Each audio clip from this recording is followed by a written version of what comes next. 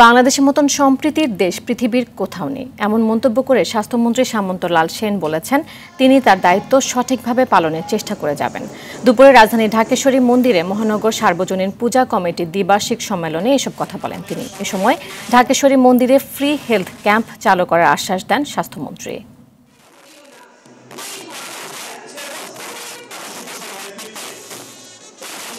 এখানে একটা ফ্রি ক্লিনিকের ব্যবস্থা ছিল, সেটা কিন্তু এখন হচ্ছে না। আমার মনে হয় এটা চালু করা উচিত। আপনারা যদি প্রতি বন্ধের দিন এখানে রোগীর গরিব বিনামূল্যে যারা গরিব শ্রেণীর লোক তাদের ব্যবস্থা করেন, আমি এখানে স্পেশালিস্ট পাঠানোর ব্যবস্থা করব।